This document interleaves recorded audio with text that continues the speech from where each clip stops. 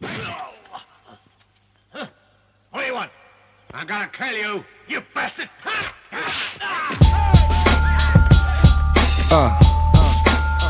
Here's the juk. All you see is crooks. Shout out to Havoc, good looking on the beat. Forever P. Street life was good. About to go in, son. Look, red bones and red bottoms. Like Red Bull, we gon' give 'em wings, we red dot 'em. Candy rappers, send 'em in, we red hot 'em. Headshot 'em, go against my grain, get head problems. Big dummy, garbage rappers, we red fox 'em. Shoot an actor in high depth and red box 'em. Tip the scales in my favor, stay in your top 10. If life's like a triple beam, I'm weighing my options. Y'all like wide map, you high map. Keep a big popper, cause I ain't ready to die yet. I digress, or I'm just too intense to digest. Stretched in a Pyrex, compliments to my chef. Game ain't been the same since I left. Is they really crooks or just a pain in my neck? Wu-Tang, ain't no lanes in my set. Fresh pair of Nike Airs, I just do it for my check.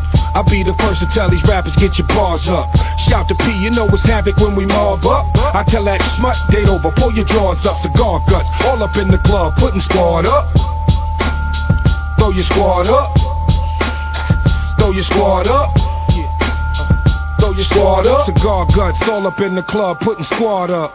I swoop in, shooting like I'm paratrooping. We all in, we riding, we carpooling. My whole crew, we diving, we platooning. Salute me or shoot me, Huey P. Newton.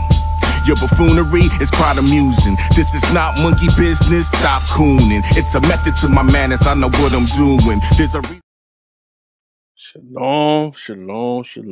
Welcome back. Sunday. We got a nice presentation today. As you can see, my brother Eric, GOTT presents Yahlife. We're going to have an open presentation on land and map locations of ancient Israel. We're gonna introduce the members of Yahlife. Before I do that, you want to say something, Iggy? Of course, you know this. Of course, can you hear me? Yeah, of course, you know this is Eric the Mad Scientist, aka Gabrielle Hamalakia. You know, we got some good stuff for you. We got a show coming. You said a show coming up later today. We go talk about debating. We go start showing y'all how to do presentations and debating. Tuesday, we got something called a presentation I got called "The Effects of Slavery" have on us today.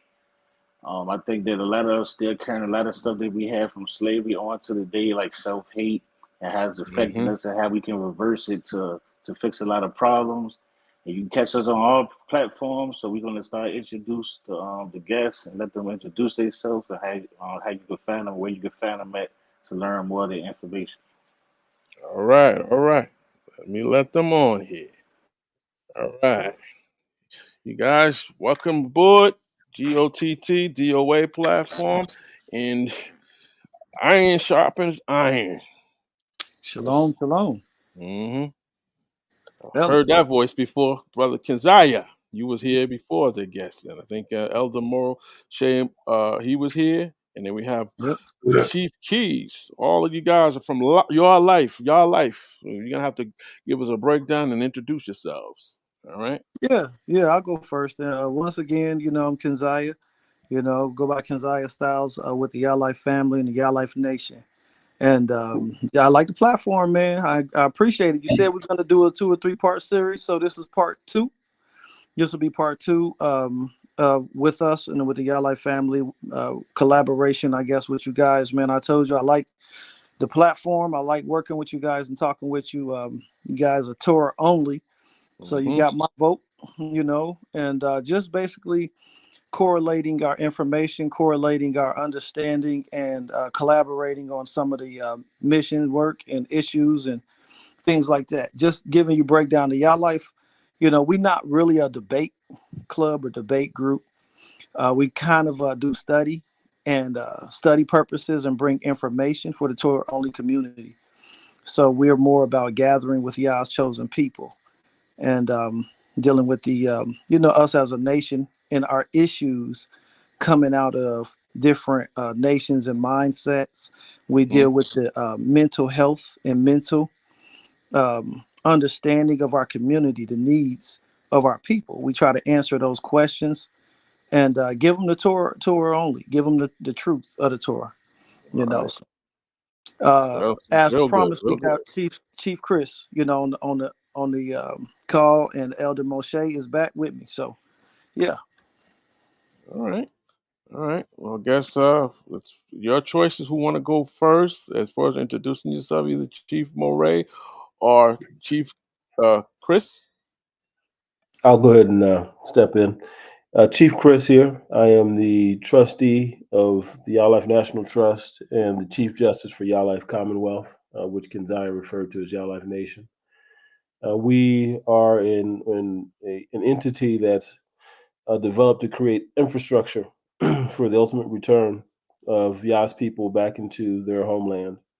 And I think the basis of this call was to identify or to articulate where we understand and believe that homeland to be.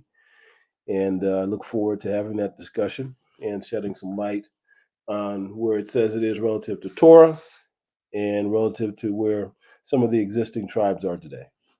Thank you for having us. All right. All right. Brother Moshe.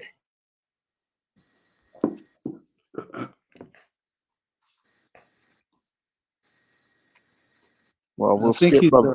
Yeah, yeah. we'll skip him for now. If you want to take back over, Keziah, you can. Yeah. So basically, what you're going to be hearing today, and most people are going to be catching on today, is we're developing in uncharted territory information and studies. So this is information that most of our community around the Americas and all of the different areas, the diaspora, have not been given or privy to. Chief Chris basically is, I think, a very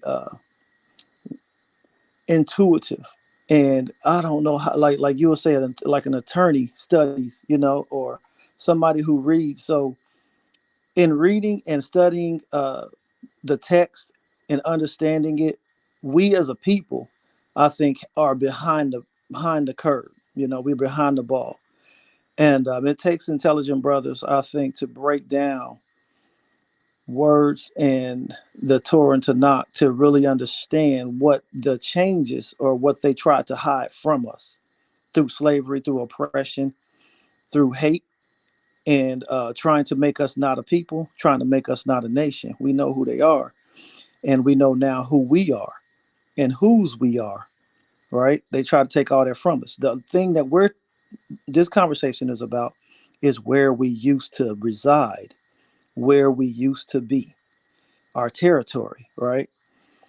Um, so we'll get into that, and then any questions or anything you can refer to the Yahlife Nation. You can get with us, get with Chief Chris, get with myself, Elder Moshe, and we're looking to build. We're looking to answer these questions.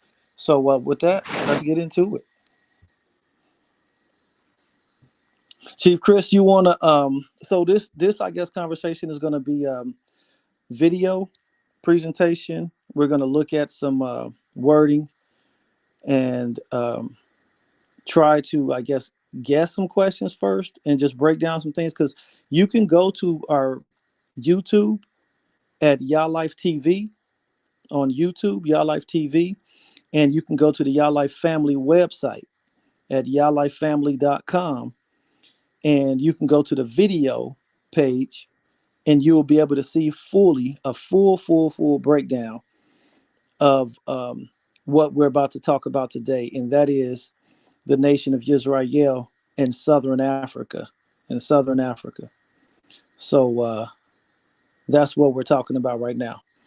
I'm being clear. Y'all can hear me? Yes, we hear you. Yeah. All right.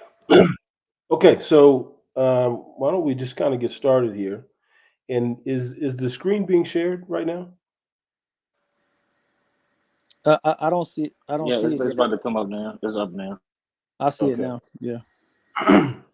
Okay, so when we we have this conversation, I like to start with text and just very simple interpretations as to what these words that are being said mean, because just like in Christianity, we've been told what the Bible says as opposed to reading and understanding it for ourselves. So I'm just going to start with some very simple geographic markers. If we look at Genesis 13, Abraham and Lot separate. So Abraham went up from Egypt to the Negev. So Abraham went up from Egypt to the Negev. Let's just very quickly go look and see what is actually being said with the Hebrew words so we can get a good understanding. So Abraham went up. Went up means to ascend, right? It doesn't mean to go north or south or east or west. It means to ascend. And if we want to dig deeper into this word, we can dig deeper into it and get the full understanding of what it means to go up, to ascend, to climb, right?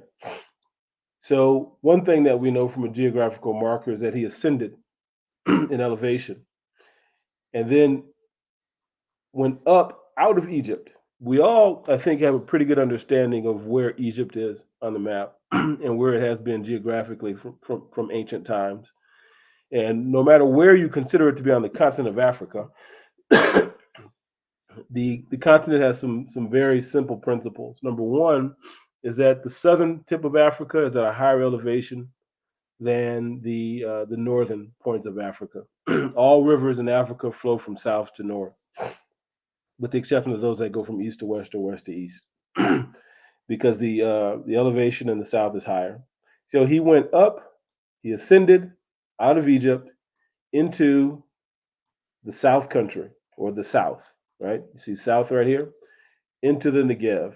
We just look at that. A lot of times we've been told that Negev means desert, but in reality, it's direction. It means the cardinal direction. It means south. So he basically ascended up into the south. And no matter where you go and you look at this orientation in Torah, you're going to find it says the same thing. Every time he left Egypt, anytime he was going into the promised land, he went into the Negev and he went up. He ascended. So if we were to just take a look at a map, an elevation map of Africa, we would see that elevation here is much higher than elevation here. So in Egypt, your elevation is like plus 300 above sea level. Whereas when you get into southern Africa, you're more in the, and this is difficult to see as a map, but you could probably look it up on your own. You can get up to as much as 5,000 feet above sea level, the further South Africa you get. And in fact, in this tip here, Lesotho is the country with the highest altitude in the world that encompasses a full country. So, you have these key indicators, these key markers that tell you precisely where the biblical land of Israel is. Very simple things to see if you're just actually translating what's being said into the Hebrew, and you can find that on sites like Biblehood to find what that is actually saying. Some other pieces that we've put together on our research platform, Ubuntu Lasagna, which is really focused on, the discovery of information that has for a while been lost for us. But if you look at other books in Torah, that are related to Torah, like the Book of Jubilees, Book of Jasher, and a lot of people will argue whether or not they're true or not. I don't think we're going to have that debate right now, but they're consistent in what they talk about Torah is that the divisions of the earth were basically articulated in these Torah books.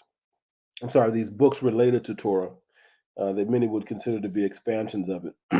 And we've put together these white papers that basically discuss this in great detail.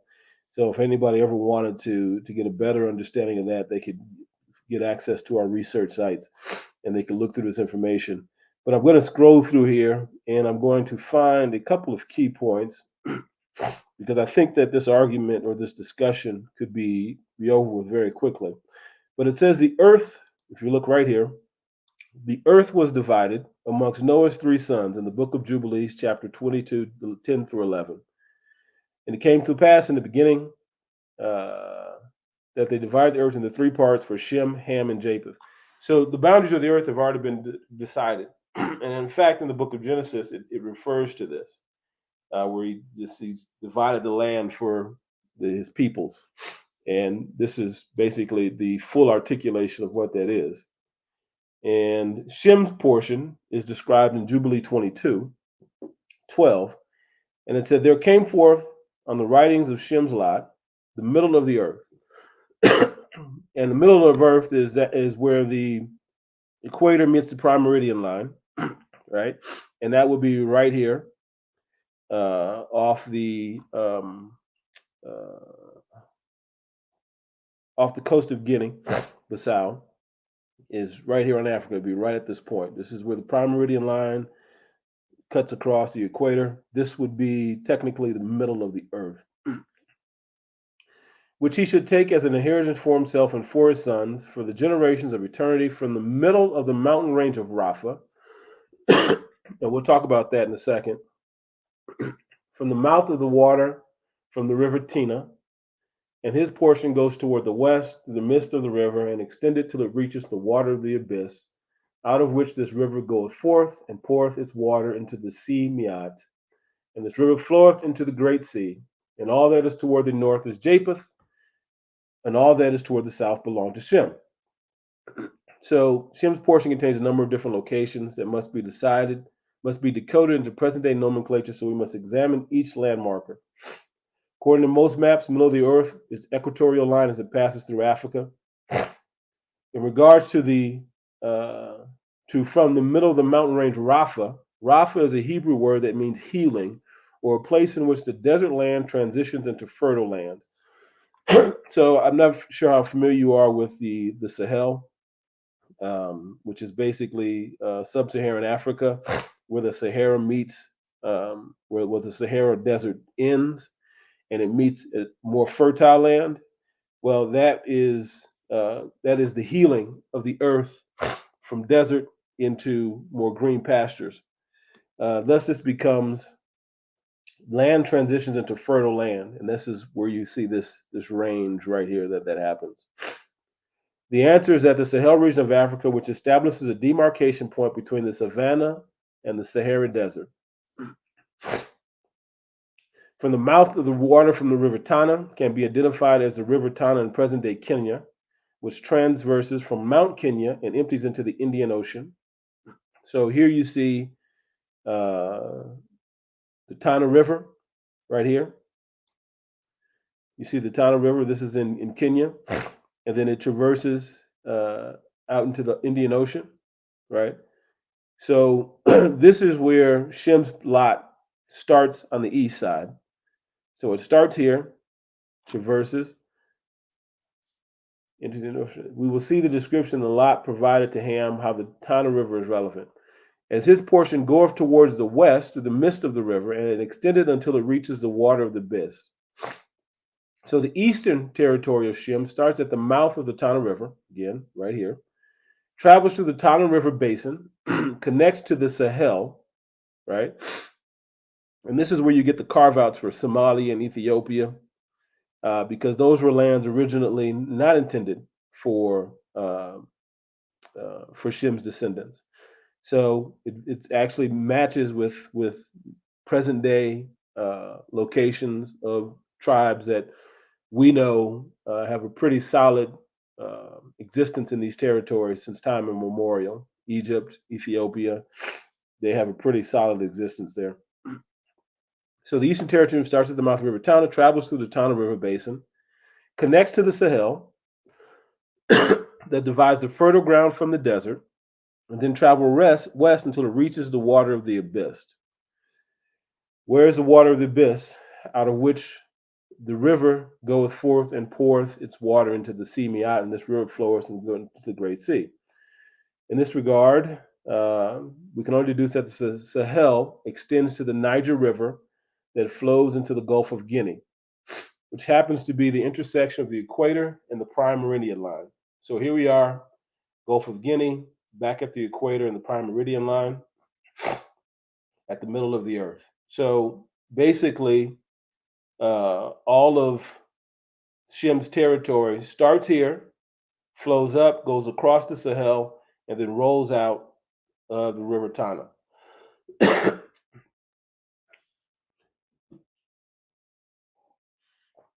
So we can see a pure carve out of what the land of Shem looks like. So it starts in the middle of the earth, right here, flows up the Niger Delta, across the Sahel, and then down through the Tana River Basin, excuse me, out into the Indian Ocean. And this encompasses all of the land of Shem.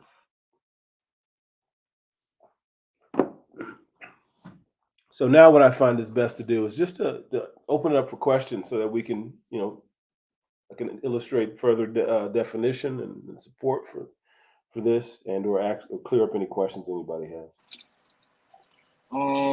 So can you show us like where would places like Nubia, Egypt, Mesopotamia, like where would they be at this time when you're speaking of Shem being down into the South Africa? So Egypt is where it traditionally has been or had a presence. Egypt, is a territory that has expanded east, west, and somewhat south. But Egypt is where pretty much you just located where it is on the map in present day times. Can you do a small breakdown of where Moses was, like at the tracking from Egypt into the wilderness, where they went 30 years, 40 years to the wilderness, and then how they end up coming down into the land? How does that trajectory work biblically according to the story? Okay, so I'll give the narrative. Crossing over the water. Right. So I'll give the narrative. And then if we want to go back and support it with scripture, we can, if you want to go back and verify it. So Moses was born and raised in Egypt, right? And then he got into an altercation, ended up killing someone. And then he basically fled Egypt. And when he fled to meet his Midian wife, his Ethiopian wife in Midian. Now, there's an adjunct to that story in the book of Jasher, which says that before he went to meet his Midian wife, he went down to Cush and served as the king of Cush for a number of years. And so, these all of these things tell us, they give us an indication as to what happened here. So, what they'll tell you is that he went from Egypt and he went to Saudi Arabia or someplace in that area. But technically, Cush is here. This is what I consider to be indisputable as to where Cush is. So Cush is in the Sudan area. So he came down from Egypt, according to the book of Jasher, went into Cush, and then Midian is in this Chad, Central African Republic area. And in Midian, he basically met his wife. He spent some time with his father-in-law. And then one day he was out feeding his, walking his flock of goats or whatever it was. And in that, he came across the burning bush. Now, just recall that when you have livestock, you can travel large distances trying to continue to find grazing places for them at any one point in time. So what we have to know and believe is that he met the burning bush someplace in this region, in this Kenya, Chad, Central African Republic area. I personally believe it was Mount Kenya. Kenya was Mount Horeb. But either way, there's a number of different mountain ranges here. So he sees the burning bush. God tells him, hey, I need you to go up into Egypt, free my people, your brothers, and bring them back to me to this mountain to worship me. So based upon the reference of where he started, we have to know that he ends up after he crosses the Red Sea back in that same place, because the Most High tells him to go and then come back with my people and worship me after you have left Egypt. So he leaves from Midian, goes up into Egypt, and then at that particular point in time, Egypt expanded east as well as west. It was in an expansionist period. So it was into this peninsula as well as here. And then he's in Egypt, and then he comes to Pharaoh, and then there's a number of different plagues that are persisted, but one of them is the locust, and the locust come, and then when he wants to get rid of them, it says a westward wind comes and blows the locust into the Red Sea or the Sea of Reeds. In order for a westward wind to blow locust into the Sea of Reeds, the locust had to be on this side of the Red Sea, because this is west. So for a westward wind to blow it, it has to be on this side in order to blow it into the Red Sea. So that gives you an indication that he had went up into Egypt, into the expansionist territory, met with Pharaoh, which would make sense, because if Pharaoh's in an expansionist position, he's typically with his army, and his army is out in the territory that they are conquering. So in this particular case, he is meeting with Pharaoh, having these conversations. But then when he leaves Egypt with the Israelites, they go down south, and then they cross the Red Sea to get back to the mountain that he originally had met them at. So that definitively places the mountain of Oreb on the west side of the Red Sea in this territory. Excuse me, I'm sorry, I'm just getting over a cold.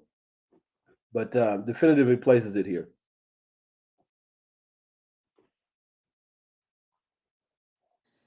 Okay, so can you explain, now that they're there, how the wilderness comes about, the 40 years? So they murmured, complained, got bit by snakes, and a whole generation of Israelites were lost for 40 years in the wilderness until they crossed back over into the land of the Most High.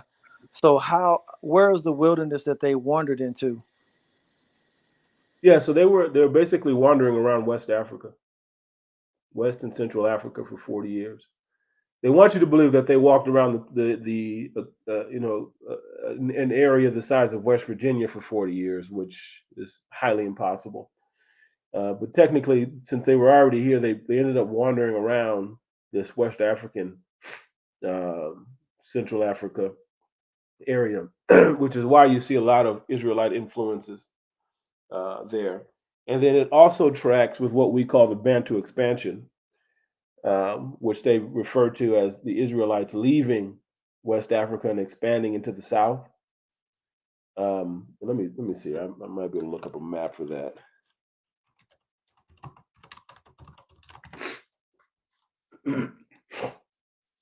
So this is the reference to the Bantu expansion right here.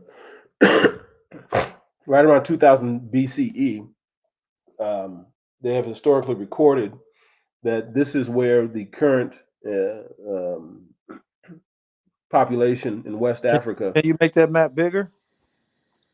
Not really. It's not really a. Oh, okay, I got you. I'm trying. Can you see it though? Yeah, that's better. Yeah. So this is what is referred to as the Bantu migration, which happened around 2000 BCE, and this is when the dispersion into Southern Africa happened. So this was right after. This is when the 40 years ended. Is when you have this Bantu expansion that took place, and this is where you get the present day population and the those who were taken in the transatlantic slave trade. Am I clear on that part? Yeah, I hear you. I know. Can you just repeat it, Kinziah, so people make sure people understand, because you're a little clearer on those things. From what I'm getting understanding is, so yeah, after they basically went 40 years into, and then you have a whole new generation, according to the storyline. The Bantu today, which we know as Bantu today, you're saying were the Israelites tribe. one of the nation of Israel that was in the wilderness, that came down that top arrow down into the southern hemisphere up under the equator into the land, and that is the formation of the nation. Good question. I'm playing on that. Correct. So one more time, just giving the full explanation. Moses was in Egypt. He comes down out of Egypt, fleeing from persecution. Spends some time in Cush, which is Sudan, and then goes to Midian, which is Central Africa, and meets his wife, gets married, goes back up, goes to meet with the Pharaoh, who's in expansionist territory with his army. The locusts were blown into the Red Sea via a westward wind, and then Moses he departs to the south to leave, and then crosses to the west of the Red Sea, right? And then at Mount Horeb, they meet with God again. He's given the 10 Commandments, and then things happen, and then they're basically said 40 years you're going to wander. So he wanders for 40 years, and at the end of that 40 years, right around this time frame, check it out. At the end of that 40 years, you have what historically has been called the Bantu migration. When really it is the Israelite Israelites seeding themselves in the land that Yah had given them, basically taking that territories. So that is a hard stop in terms of the story. Perfect. And another, I think, way in which we study to understand what we're talking about is the bloodline haplogroups, which we kind of touched on last time we talked.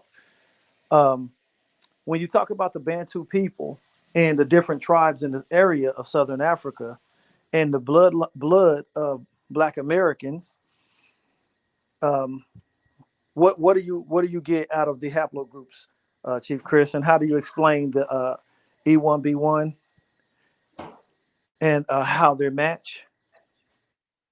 We match that group. Yeah, I think did you just ask me to talk about that? Yeah, because I think for when people want to say, well, how do you know those are Israelites, or those are our people, or we are those people?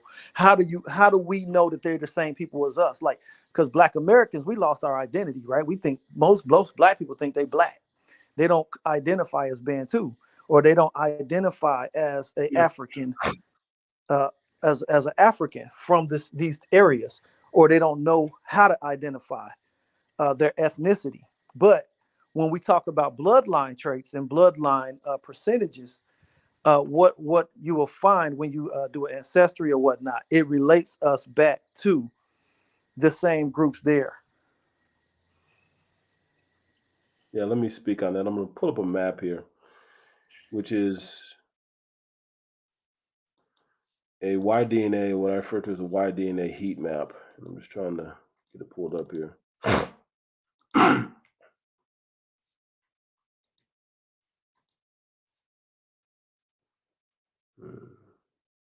Yeah, most Black Americans don't have the, I guess, the wherewithal or the ability to research this deep or research this information. And plus, there's no nation or other group other than ours. And that's why I tell you people, you a high value and high IQ brother, man. That's because this information is for thousands of years. People just haven't researched and looked to really get an understanding of this and to bring that clarity to our nation and to our community and people.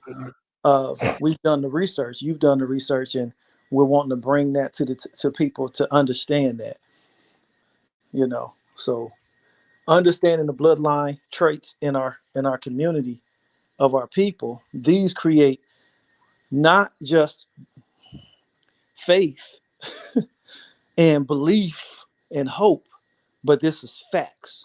This creates concrete evidence, details, and clarity for our community, so we can have closure. And that's what that's what the Yahlife family, that's what the Yahlife Nation, that's what we're about with the studies, is the closure of our community and understanding in that research.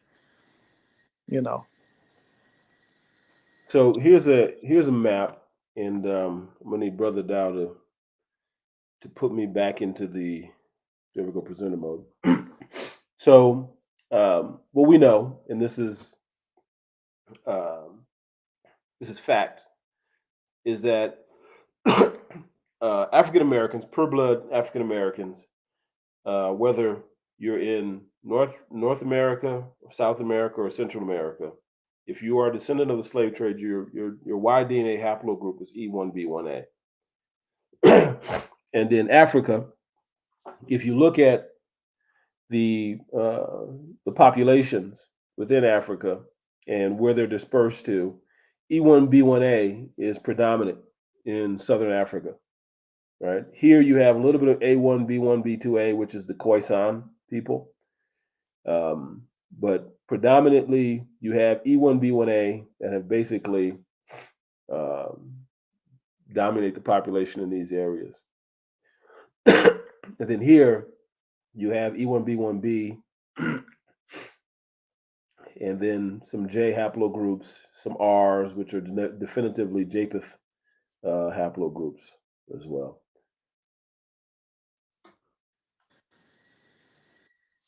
So when we talk about understanding bloodline, lineage, and whatnot, descendancy,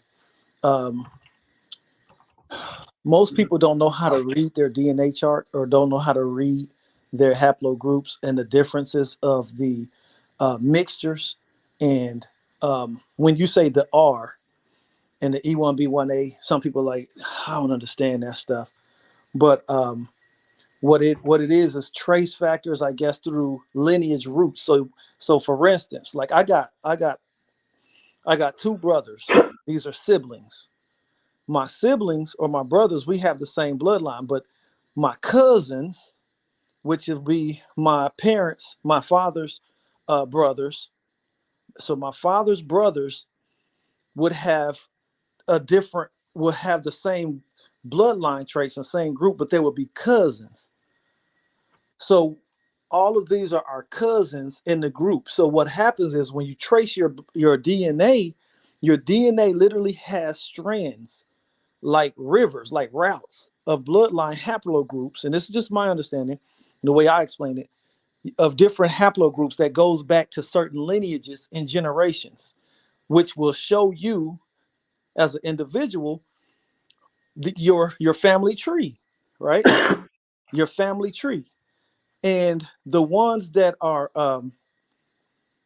the highest percentage for the E1B1A in our community, then those are the family trees of your highest percentage. And then also you have to go through the lineage of the father. We all know that through scripture, that the Most High only tracks our lineage and family tree through the bloodline lineage of the father. So if you have a R or whatnot, and that through your father, and that's what it goes back to 80% or so much percent, then that is your haplogroup. You can't change that. That's what your bloodline, that's what it goes back to. And then you'll read what ethnicity is the R. And you can read, so that's how you understand the detail of your lineage tree that goes back. So your lineage, it can't be lost. It can't be blurred. It can't be unknown if you do a blood test and get that. If you do an accurate blood test and get that information, you'll know exactly. Yeah. Yeah. So technically, it's a DNA test, and your Y haplogroup is unchanged. So that's the paternal. Your father has an X and a Y chromosome. Your mother has two X's. The X chromosome tells you, the different things that have infiltrated your DNA over time. The Y chromosome tells you specifically what paternal line you come from. In our paternal line specifically, if anyone goes and does it, they'll either be E1B1A or EM2, which is basically E1B1A. They just gave it a different definition, a different name, different label. So I think the logical question that comes up is, oh, okay, but we're over here. and those guys are over there. So that can't be us.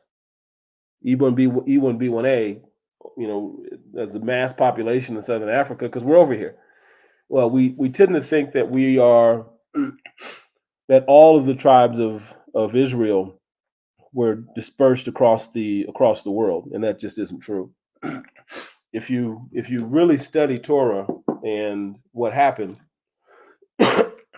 relative to Jeremiah and some of these other books, it was the northern kingdom that was taken into Assyria and dispersed throughout the world. And that would be above the equator. When they talk of northern and southern kingdom, we're talking divided by the central equator line right through the central part of Africa, correct? Yes. Correct? Yes. Yeah. So basically Assyria, biblical Assyria, is in this area. This was the capital of Assyria, Gades. Right here in Niger, present day Niger, where the U.S. has had a strong presence, and all the Western countries did. Gades is the capital city, and it is biblical Assyria is here. Noah's Ark landed here, and that's a whole nother discussion. But the point is that the southern tribe, the southern kingdom, was taken into Babylon, right, which is up in this Egypt, Sudan, Kush area. They were taken into Babylon, and they were released after 70 years. And after 70 years, they migrated back, and then the Most High prophesied that they would be scattered throughout the land. Scattered throughout the land, not throughout the earth. It was the northern tribe that was scattered to the four corners of the earth. The southern tribe was scattered to the four corners of the land. And that's because they ran. It said they ran to the mountains. They'll hide in the hills, be scattered and running. Basically, Judah was scattered and chased into the mountains. They were running, and the temple was destroyed, and all these type of things you can see that happened to the people in the Levitical priesthood and tribes. They'll tell you about it, So they have certain precautions and things like that because they lived it, the scattering throughout the land in the southern half. They went through it. So we're as Americans now, we have been basically ignorant and raised in ignorance and taught paganism and been given false leaders for many generations. And we have been segregated from our African community and people and tribes and our culture. Everything has been taken from us. Now we have a lot of Black Americans with Stockholm syndrome that are totally dependent on Tyson chicken, GMO foods, Wendy's and McDonald's and Kroger, when and they're rejected. We have, as Black Americans, chasing money, chasing Lamborghinis, Ferraris, and worldly things. We have rejected our own culture. We have rejected the Most High. We have lost our way, and we have taken on their idols. We have taken on their ways, their culture, their medicines, everything that is not ours. And we have to, and we have to get back to, I say, our homeland. We have to get back to where they brought us from ships. We have to go back. We have to. The Most High is calling us back. What people I hear today, a lot of Israelites, lost Israelites, who trying to talk and say certain things and get into the conversation. They're saying that the Most High is going to regather us and try to bring us back. We got to wait. Well, the Most High has already commanded that we gather and come back. His commandment has already gone forth for us to come back. He's already given his law for us to gather. We already have been given the location and the place. We have, through our ancestors, disobedience, we have lost our way, and we have lost where to go back to in these things. We are to seek his face. We are to turn from our wicked ways. We are to go back on our own. He's already given us that commandment. So I want to change the mindset of the brothers and sisters all over the world who think we're supposed to be waiting for the Most High to cause us to go back and to try to bring us back. That is a wrong interpretation. He has already given us the commandment to return back to Yashriel and to be his people and to follow his ways. So that is the message of today. That is the message of the Torah only community.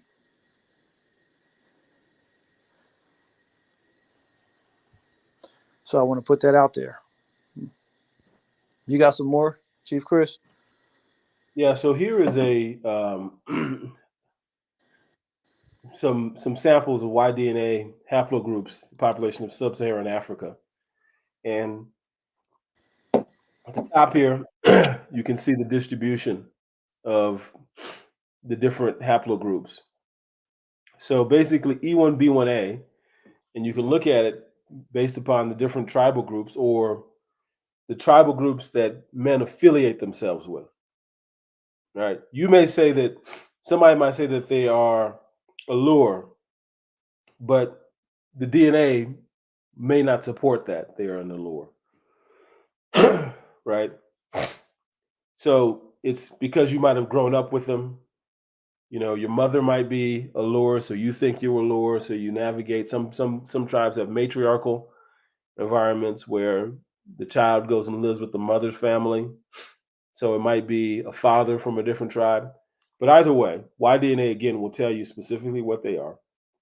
So if you look at these groups, you can see Bamileke, 100%, E1B1A, line of Shem, Bantus in Gabon, 79.4, line of Shem. Bantus in Kenya, 51, line of Shem. Tanzania, line of Shem. Bantus in South Africa, 54%, line of Shem. Facts. And you go down. You can even go to common tribes that you're familiar, that you've heard of. Zulus, which is Shaka Zulu. Let's see if we can go find the Zulus. Zulus, 55%. Losa, 54%.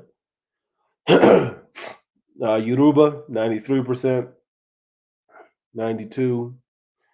Now, so what you have to do is you kind of have to look at the requirements. You have to do some parsing because E1B1A would represent the line of Shem, right? And when you're talking about, this is the land of Shem. This is not the Israelites. All this is not the Israelites' land. It's not the promised land, but it is the land that was designated for Shem. So you have Shemites who also were designated to occupy this territory that were not Israelites, right? So when we use that E1B1A classification, we're talking about all of the line of Shem. So then the second factor you would look at is, are they dispersed to the four corners? Okay. If the answer is yes, then that designates them as a northern tribe. Are they dispersed throughout the land? If the answer is yes, then that designates them as the southern tribe. So when you see Zulu or you see Bamileke at 100%, Bamileke is in Cameroon. So they're not dispersed throughout the land. So it would make them a Shemite, but not an Israelite. You understand what I'm saying? Yes. Yeah. And Cameroon is right here, right? So Cameroon is Shemite territory, but it's not Israelite territory.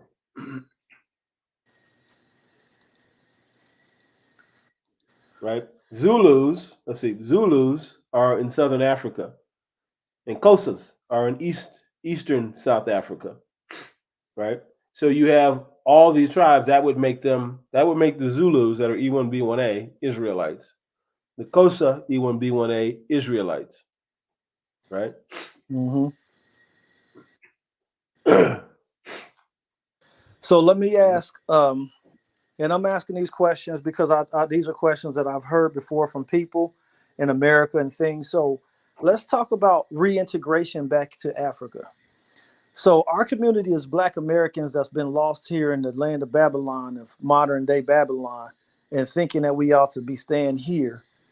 Uh, when we have our stuff together, right, and we come back with Torah only, not with no other gods or no idols and no, you know, drugs and trying to do all these type of worldly things or habits that we learned here in the Americas and being scattered over here in the North. We don't want to come back and bring none of that back to the homeland or to the land of the Most High. But when we come back with our rightful mind and as leaders, how do they receive us there?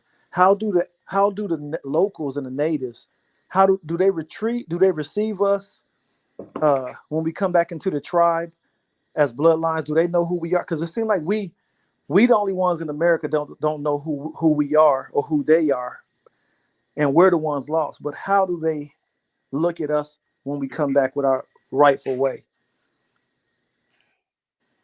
So, I think people have just a natural genetic disposition towards the different groups and ethnicities. If you are in, let's see here, let me pull up a map. First off, let me just say this: where you are there in Southern Africa, right? I am. So, and you meet people and you talk to people, so you're getting around and you're talking to the locals. So you would be a direct contact in a person that's actually in the know. So you can speak on this because you are there. That's the reason why I ask you. And most people just probably didn't know that. That's why I had to bring that up first.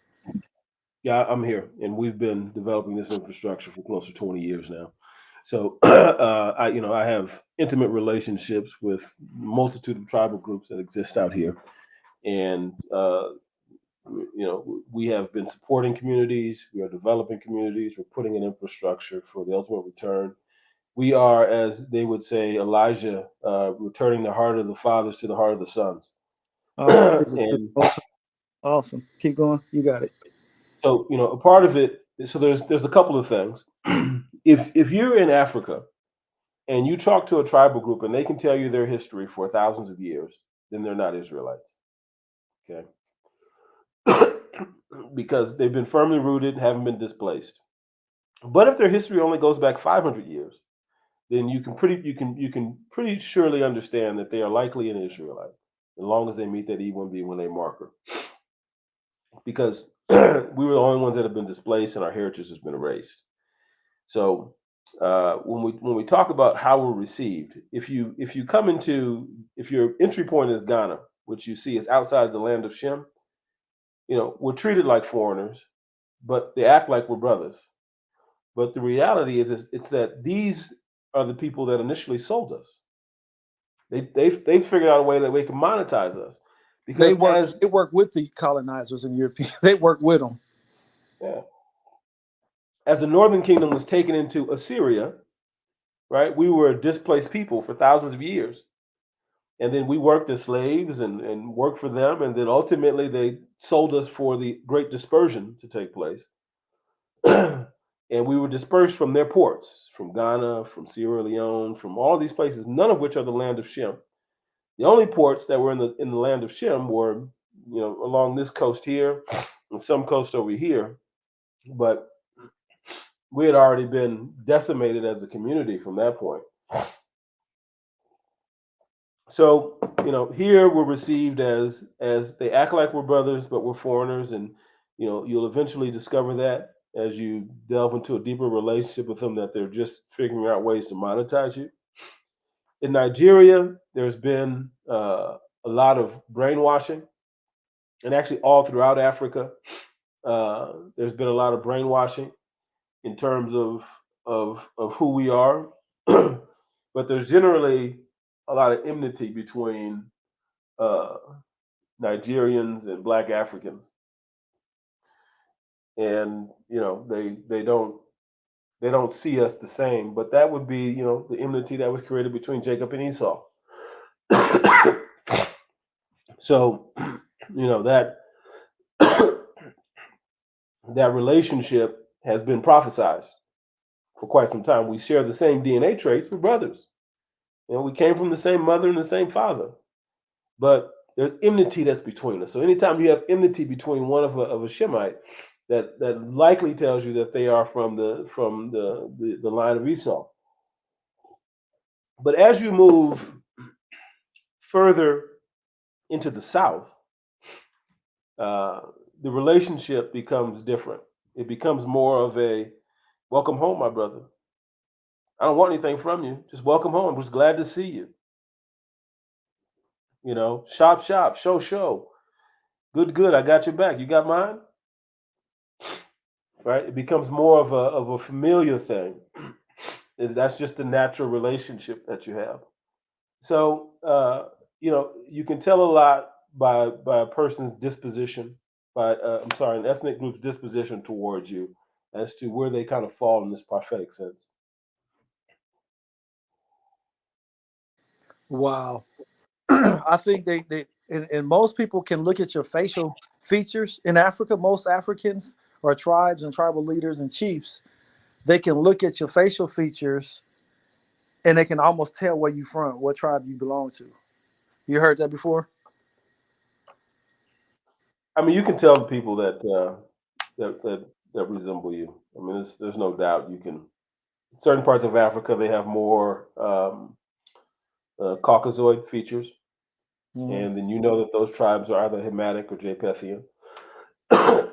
All right, so we headed up to 1 hour, so I kind of want to just say one thing. Okay, I want to break this down real quick, and for anybody that got questions, they can get with Yahlife Nation. They can get with go to yahlifefamily.com. They can get with us on the site. That's Yahlife. If you can pull that up, Chief Chris, either one of them. And then the other thing is, yeah, we've talked about this. So you just click on the you can enter the site at the very bottom. That's our first video from the other night. Yeah, we enter the site. I'll add this video up there. We're a Torah only community. Our goal is to bring people back to the southern parts and to be a community again, a nation of people again. These are mores. We're looking to develop. And then you can go to the page where where we have an atonement fee and where we have the family fee. We have some music on there. We are music people that like to do music. We're looking to develop homes. We're looking to be a community and a nation of people again.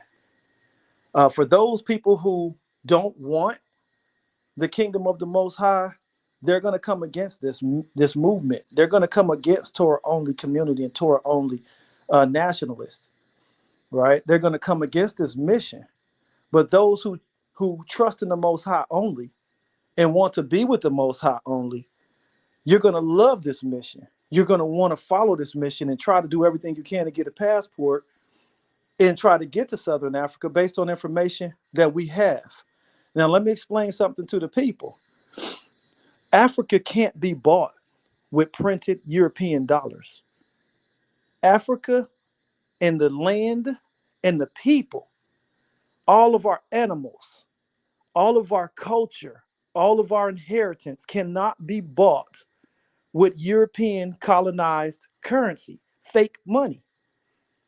African people, the African chiefs, the African tribes are not, they didn't go to they're not educated on American financial systems. African herdsmen and people that own herds and that walk the land and live there for generations, they don't have the ability to sell the land for dollars. They don't have a need for for American money. There's no possible way that you can, as a colonizer, come to Africa with your printed dollars that you created and purchase territory and purchase land, because there's no need for African to need American money to do anything.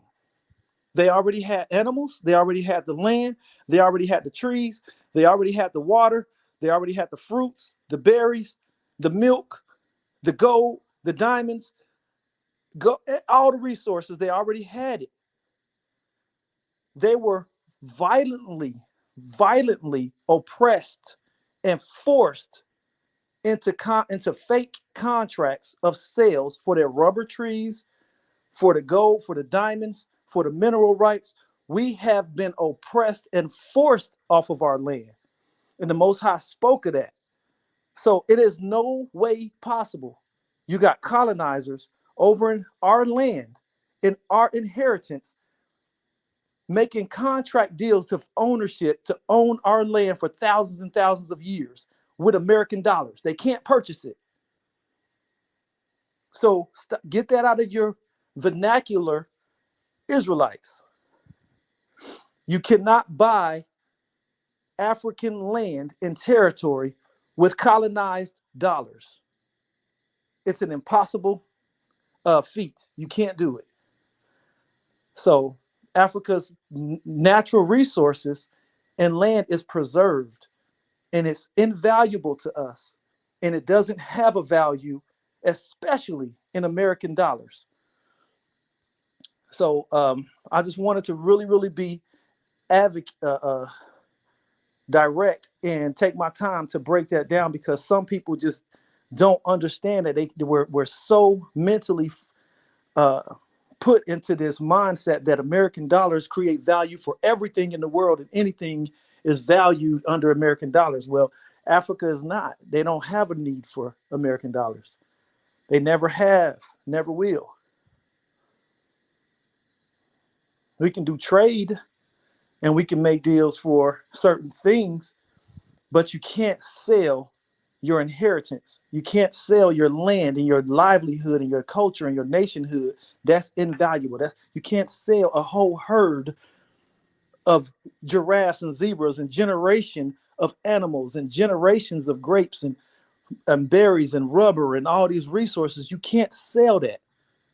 There's no enough money, printed enough money at one generation at one time to buy thousands of generations of profit and produce and life. You can't buy that. So get it out of your mind, Africans and Americans, Black people or Israelites. Get it out of our system and get it out of your mind that you're going to go to Africa and become a rich American dollar rich person. And Chief Chris, we've done a small video. I don't know if you have access to it, about true wealth. We talked about true wealth. So Black America, true wealth is what I just spoke on. It's ownership and dominion. Ownership and dominion over our land, over our property. Ownership and dominion over our territory. Get your nationhood back. Get your culture back. Stop being an orphan in somebody else's nation and somebody else's land. This is what the Most High told us would be our curse. We are living in our cursed state and our disposition. We need to get rightful in a righteous position back in our homeland. That is our blessings, and that is our prosperity, people. Kenny, if I may, Kenzai, Yes, if I may, just to be clear, what Kenzai is saying is not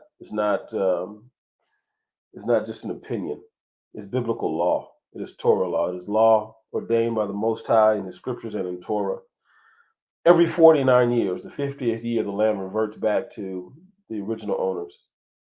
So it was and is impossible for anyone to sell away our birthright.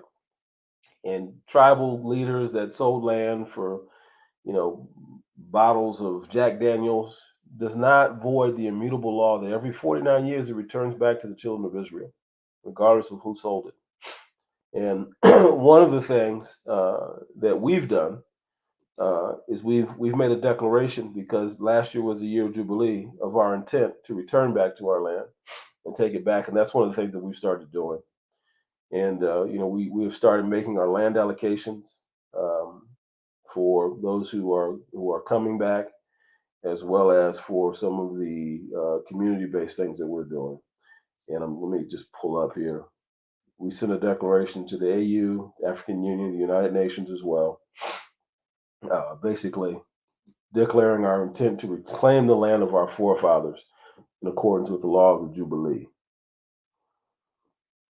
So you can't buy it, because you can't change God's law. You can't change the restrictions he put on the sale of that land. It's immutable. Yah's law. I'm sorry. Go ahead. I'm just making sure the people know that we're using terms, God and whatnot. What is that called? We're having a Torah only conversation, so I think we're clear. Yeah. It's fine to be clear. You can't change Yahuwah's law, who's the one who wrote the law of the Torah. So the law of the Most High is immutable. There is no greater authority who can usurp it or who can change it. And so that's something that those who have bought land in our territories have to reconcile.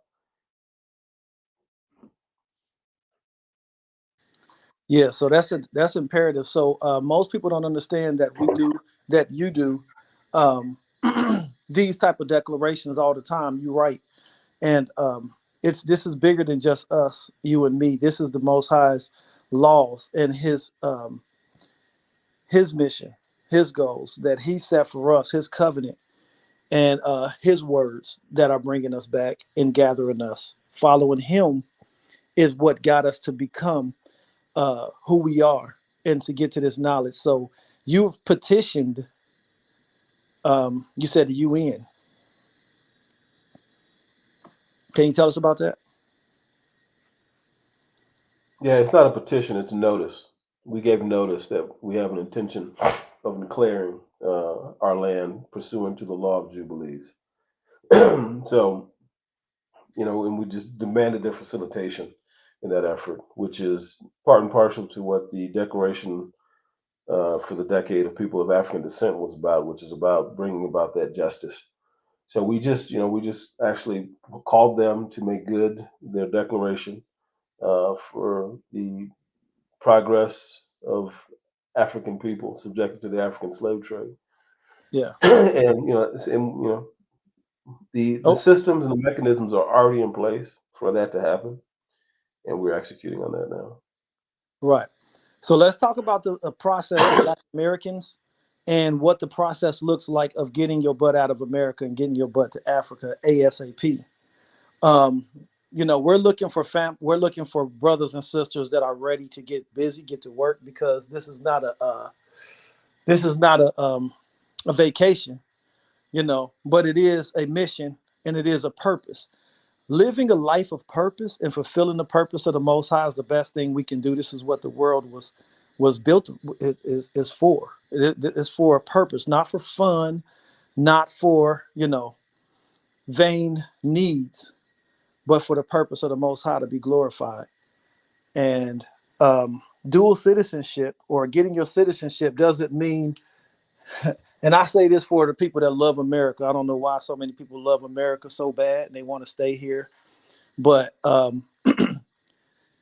for some people who got grandmothers, parents that's not going to leave America, that's getting older, elderly, I understand that you may want to come back and return. So having a passport, right, being able to get on the plane and come to the nation. So how much land are we talking is dedicated?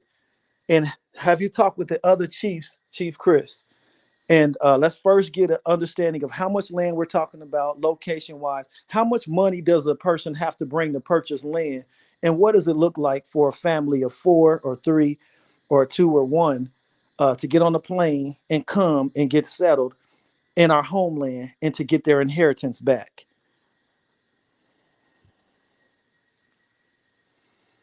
to work with the Yahlife. You there? Yeah, number one, you can't purchase the land; it has to be allocated to you. Number one, you can't purchase the land. It has to be allocated to you, and that is biblical. So nobody can purchase the land. So it has to be allocated because it's inherited. It's like your parents already got it. The Most High already own the land.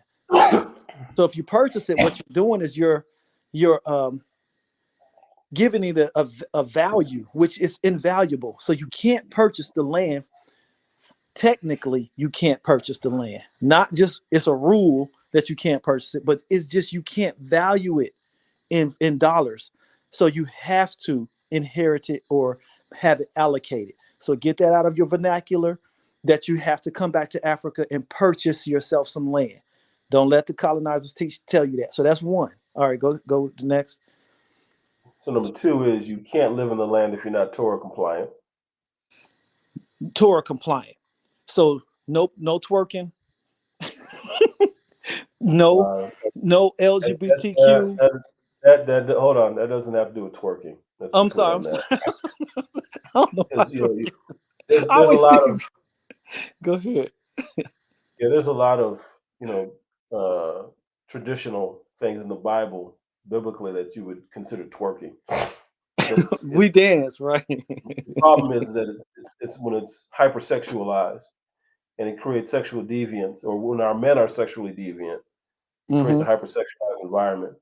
And Torah says you shall not covet thy neighbor's wife, which means that you shouldn't hypersexualize a female who's dancing in a way that might be sexually suggestive if you are a sexual deviant, right? Right.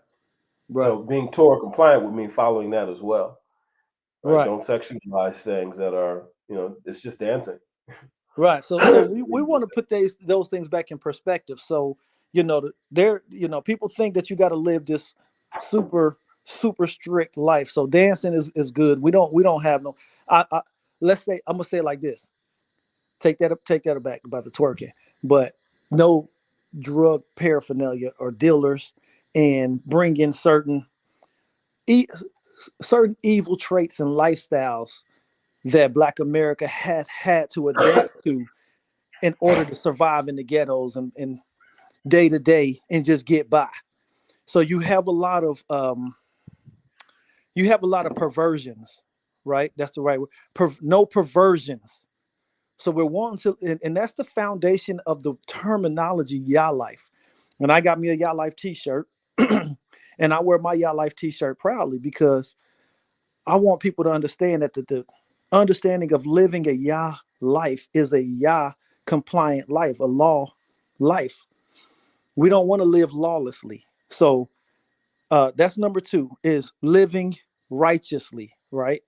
And that's according to Torah law. So yeah, living righteously according to Torah law. But let's be careful with generalizations based upon European understandings. So when you say there's no drug use, well, they broadly define everything as drugs if you can put a brother in jail. So it would so now if I sell you crack, I'm now causing you harm, right? And we're do no harm to our brothers. So that would be unlawful. But if you maybe smoke a joint of something, that's not necessarily considered unlawful because it doesn't necessarily do you any destructive damage. It might not be in your household, you might not condone it, but that doesn't necessarily make it wholly unlawful according to Torah. Right. So these are Torah only community conversations that people have and want to know, because what we know as our covenant and what we know as a righteous lifestyle have only been shown and given to us through Europeans and deacons and Muslims and Jewish and other religious people who have tried to put these overstatements on our community and our people, over standards, higher standards. What the Torah the Torah is not as strict as people make it out to do. It's basically easy to do, Torah law. Right. So that's two. So three, and this is probably 2A or 2B, is that you have to be able to take your tassels off. Not that you have to take them off. You have to be able to, because what Torah says is that He gave us the tassels for generations to come, not for all generations, but generations to come, as a reminder of the law. And the new covenant was that He would embed the law in your heart. So it means that you have to know the law, right? So that you don't need a reminder. So if you're in a position where you know the law, so you don't need the reminder, that means that you're Torah compliant. Beautiful. You can't be compliant to something you don't know. So you have to be able to take your tassels off. You don't have to take them off, but you have to be able to, meaning you have to know the law. So before you can be allocated any land, you have to go through your Torah studies to make sure you know it. And then you can do that from a guided perspective or an unguided perspective and get certified that you know your Torah law as the man of the household. So that's two. And then number three, you got to make your investment in the community, which is your time, which is your skills, your capabilities, right? And everybody's equally valued, but you have to put forth the time. Right. We talked about the commonwealth, human capital. Yeah. We built everybody else's nation, but we don't want to come and build ours, right? We want to. Correct. Go ahead. Yeah. Yeah. So from a Yahlife Commonwealth perspective, in order for you to get allocated land, you basically have to number one, be an Israelite, E1B1A. You have to, number two, you have to demonstrate your Torah compliance. Number three, you have to accumulate 500 hours of community service, right? Which is represented by the F coins, by the fire coins. And then number three, you have to have 12 months in the community. You don't say 2 and 3 like 3 times. I think we just write them down. Well, we haven't wrote down. I think to go back over it. So did I say 2 and 3 times? I think you said number 3. Maybe you thought I said 2. Number 3. Okay. You have to be in community for 12 months. There's only 3 requirements. Israelite, Torah compliant, right? 500 hours community service. Community service, yep. And 12, which means you'd get over 12 months in the community. Awesome. All right, so that kind of breaks down the Yahlife Nation, Yahlife family, the Yahlife lifestyle, our inheritance, our culture, our land, the trajectory of Moses. I was about to say Elder. He ain't ghetto. And any questions, brother, while you on here? Eric, you still there, mad scientist?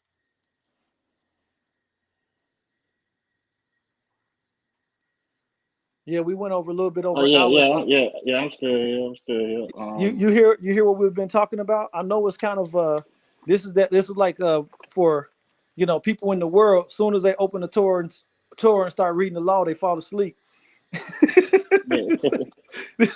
This that information that really matters, but because of our cursed state in our minds, it's like when we talk about the truth and talk about the Most High and Yisrael and returning and all this, it's like our own community is like, we don't know about it. We ain't interested. We only interested in JC. Everybody's ears perk up. But this is what we need to be talking about. Is actually purpose. Yeah. So yes, sir. Go ahead. I don't really have a question, but I agree with what most of y'all was saying about the going back into the land. That's why I think I respected a lot about Ben Ami. Some people might even agree, agree or disagree. But at least I feel like at least he did action. At least they did something and they didn't just talk.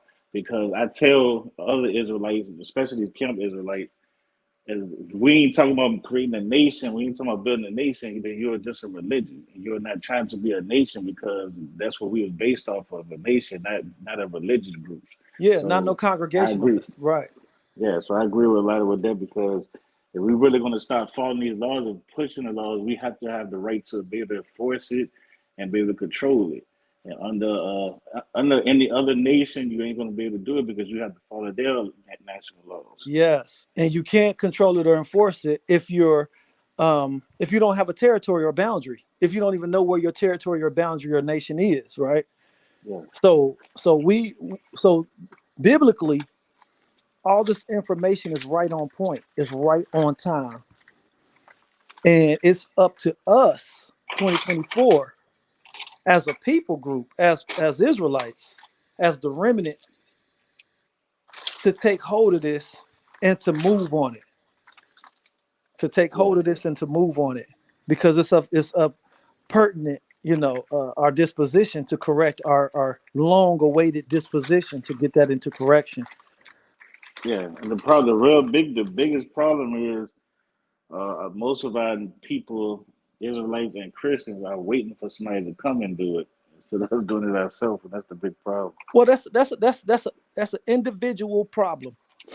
Me, Yeah, I learned real quick that if you believe something and you understand something, you do it yourself. You don't wait for somebody else to tell you when to move. You look at what you have and what your situation is, and you move. And the Most High don't need a lot of people. yeah, Scripturally, you know what I'm saying? 10 people cause 10,000 to go to flight. So yeah. the Most High don't need to work with major numbers. That's Christianity and other groups that look like they want to work with big numbers. We work with truth. We work with facts. We work with the Most High. So we don't need a lot of people. He don't need a lot of people. I agree.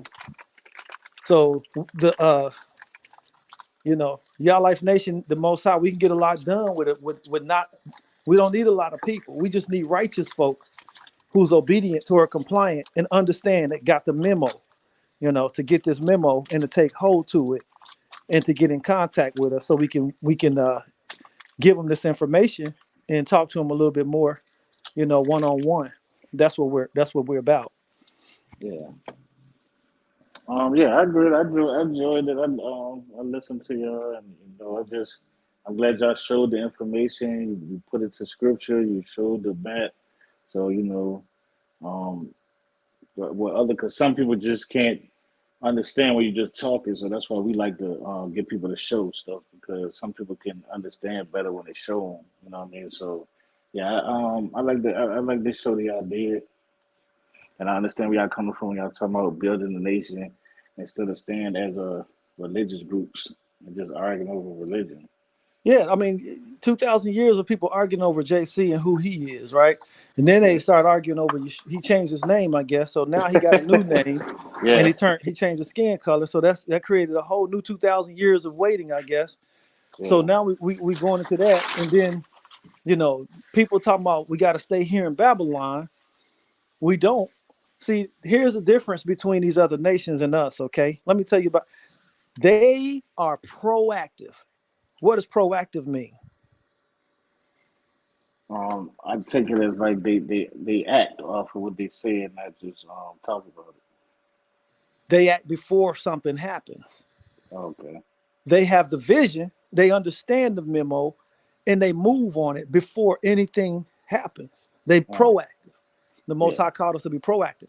But what our nation and our people, our community is, they've made us and taught us to be lazy and to be reactive. We wait until after somebody smacks us upside the head and the whole building falling down and crumbling and our whole world is falling. Then we start trying to react.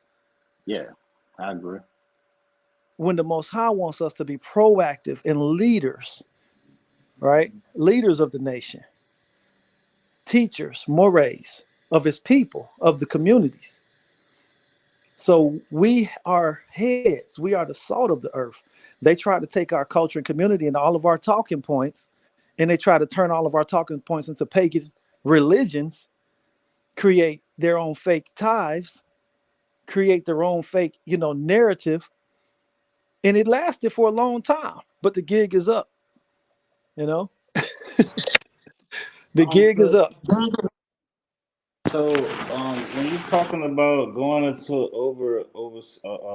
Africa, um, is there any stipulations for people? Because somebody like me may have a background, and may not know how if I could be able to go over there and what I have to do to get over there. And I just saying when we go over there, when you talk about this dual thing, meaning we can be over there and still be able to come back and forth from America to Africa. Yes, sir. So let me tell you, the other nations are wise, right? They're smart. They're like the serpent. You know, they know how to lock us up with laws and legalities. And most, I would say 60 to 80% of Israelites have cases against them that they can't get passports. You don't think that's purposefully done? Child support to all kind of other stuff that's been to keep us, because we make this nation, America, and all these false nations, we make them wealthy. They act like they don't. Like go on back, y'all don't. But the moment we start to create a movement, and the moment we start to do like the gold rush back to Africa within our community, this is what's going to happen. You're going to see our wealth, you're going to see our prosperity, you're going to see our blessings happening over there in the land. And once they see that we're blessed and we're happy, separated and doing what we do, and we ain't trying to come missionize all of America. The Most High called us to be a nation. He ain't called us to go out and start trying to get all these other nations and Asians and Arabs and all these other people to be a part of this. He called us to get our stuff in order and to be obedient. But the moment we do that, they're trying to lock us down. So your passport or your situation, though, what they do is they try to out wordsmith us. They create words and legalities, loopholes, if you will, that keep you bound. Once, what I like about Chief Chris, man, is he's a very astute and smart and high IQ brother. We need those in Israel. We don't need a lot of dummies. I'm sorry, but high value and high value brothers and high value males and men is a real thing. It's a real thing, guys. You can't have weak-minded brothers. Okay. So when we build around intelligent brothers and we make them give them chief, and we give them a way in which they lead and teach and learn and study, because all of us don't have it. Like some people are dyslexic. Some people just can't do attorney work. They can't do legalities. They're not built for it. Their minds don't retain the information. They can't break down the constitutionality of it. It's too much wording, right? So when you have a person that can break this stuff down and understand it to the level to where we can get some wins in our corner, some W's, because our brothers need some W's. Okay, that's what Chief Chris is good at. All right.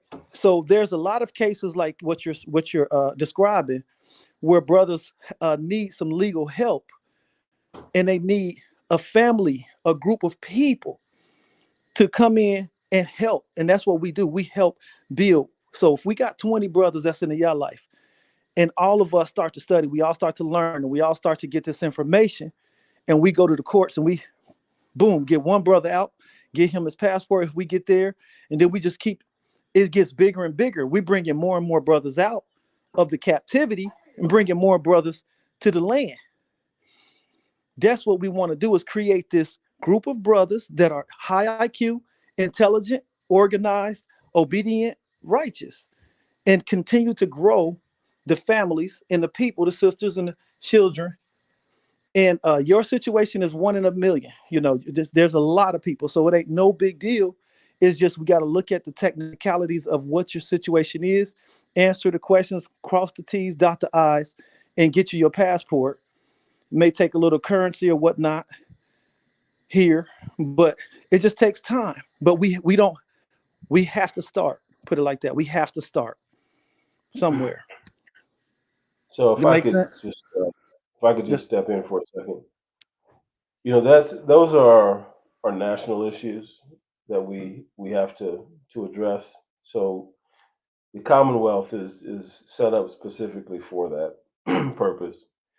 As soon as we get to the point where we have enough brothers where that's a challenge for, that are committed to making the transition, then I'll go to one of these, one of the governments here and just say, hey, look, we need you to issue passports to these guys as a birthright because they are genetically related. And then you'll walk out with a passport from DRC, Burundi, Angola, one of these Israelite countries. We'll find someone to do it, and that way you don't have to ask for permission to leave.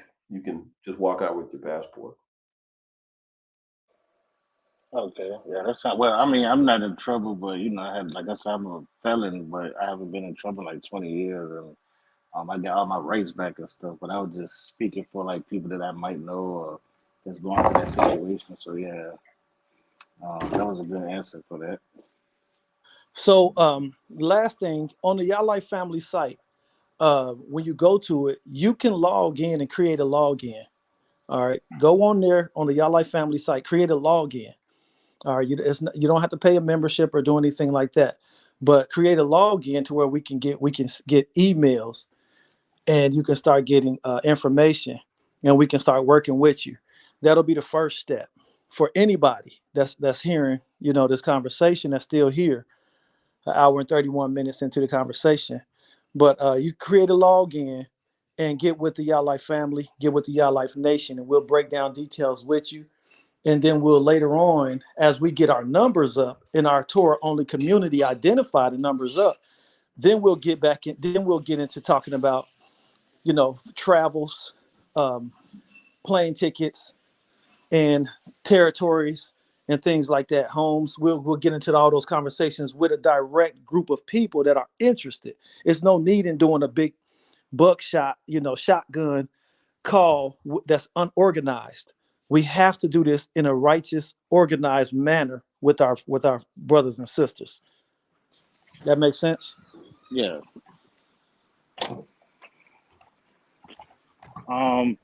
So is there any anything else y'all want to say, or y'all ready for the to say your last words before we end the show? Yeah. I'm gonna just say this last thing. Torah Mores. So Torah teachers, Torah Mores, we're looking for that. That is a platform for all of us brothers and sisters to be able to be called Torah Mores for all nations. So you immediately have a job with Yahlife family as a Torah More. Okay. So Torah Mores is what we're looking to do, and that's Torah teachers. The word More is just a Hebrew word for teacher.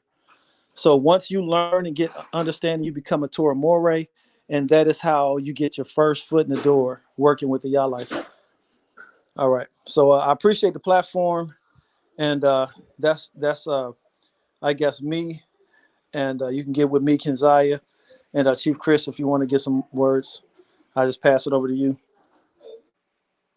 Okay. VOA, I think VOA can be able to leave a link in there for the comments where people want to be able to go straight to you. Yeah. Well, at this time, like I said, a lot of people will come on this platform later on. So if you want to, right, go back on the video, after we close out, and post a link directly on the comment section on there, and that way you'll keep it going. You know what I mean? But other than that, I think you guys did a good job in your presentation. So I really didn't have much questions, at this time myself. It actually was very interesting. I'm glad you showed your information. All right. I don't know what happened with Elder Moshe, but you guys did a hell of a job. Yeah. Thank you. Anybody y'all want to speak your last words before we leave? Last words sound so definitively dead. Yeah, my bad. You guys ready to die now? You got something to say to God before I send you there? Yeah, I just realized that we No, it's been a pleasure being on the show. I enjoy listening to the shows.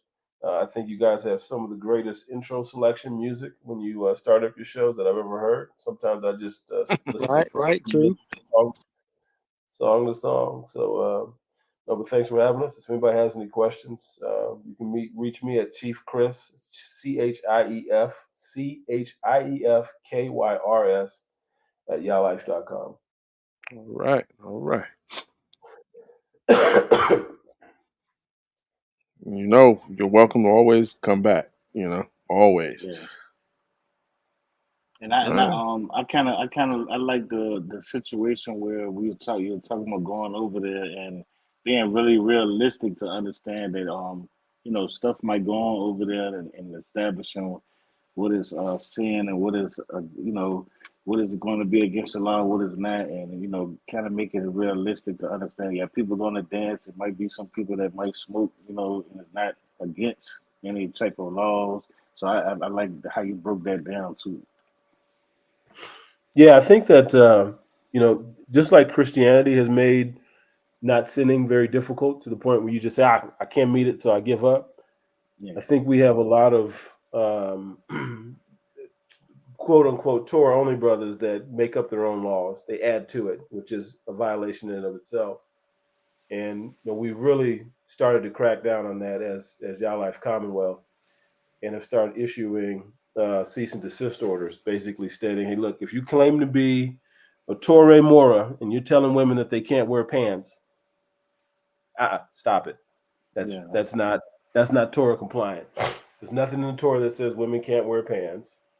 There's nothing in the Torah that says women can't wear, bathing suits, that they have to wear a sheet on or put things on top of their heads. Nothing in the Torah that says you can't smoke marijuana. There's prohibitions against strong liquors, drinks, which is basically liquor. But when you come here, you'll realize that there are a lot of traditional drinks that are actually alcoholic beverages are actually very good for you, very healthy, increase your sight, your gut health, everything. So whether it's palm wine or banana wine or these other things, you'll find sort of replacements for it. But we are strictly Torah, which means we don't add to it, we don't take away. If it doesn't say it, then it's not a violation. And what you'll find is that it's very easy to be Torah compliant when you come from that perspective and not subjecting yourselves to other people's opinions. Yeah. Okay, yeah, we enjoyed the show. Thank y'all for showing your presentation. You said we're doing some later DOA. Yes, we'll do something later on. I'll give you the link and everything. Okay, we got some later on coming too. If you missed the show, go back and watch it. It was very informative about how to establish a nation. I really like that subject. Again, Tuesday, I'm doing a presentation on how the effects of slavery have on us today. Again, showing that the things that we've been through and the traumas and all the damage that's causing us to do the things that we're still doing to this day, coming from that era. And then we're gonna start breaking down. I think today we're gonna start breaking down more of the how to do research, do presentations, fallacy, stuff like that. Get people better at doing presentations when you want to show people something. And we just got a lot more coming. DOA Hit Squad. We got the LDC TV, Life Death Conflict, Eye Sharper Eye Debate League. Peace out. All right. I'm just going to say to you guys, good job. And I'm going to say my shaloms now because I have, my granddaughter with me, so I can't really talk too much. But other than that, I'm going to leave it to you all to close out. Thank y'all. Appreciate it, fellas. Let's do it again. We're going to continue to teach. We want to have a teaching platform. We can do it. We can talk about that later, whether we do it on Zoom, whether we continue to do it here. We talked about that earlier. Let's get together and start to teach. I want to get to like 20, 30, 40, 50 people, man, and continue to grow and bring new Torah only because people need this information. Our community suffers for lack of knowledge of the Most High. So we'll start bringing that knowledge and that teaching so we can stop suffering. But with that being said, blessings, Yisrael. Thank you.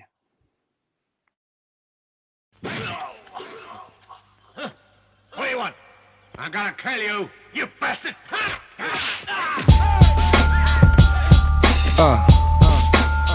Here's the juk. All you see is crooks. Shout out to Havoc, good looking on the beat. Forever P. Street life was good. About to go in, son. Look, red bones and red bottoms. Like Red Bull, we gon' give them wings, we red dot them. Candy rappers, send them in, we red hot them. Headshot them, go against migraine, get head problems. Big dummy, garbage rappers, we red fox them. Shoot an actor in high depth and red box them. Tip the scales in my favor, stay in your top 10. If life's like a triple beam, I'm weighing my options.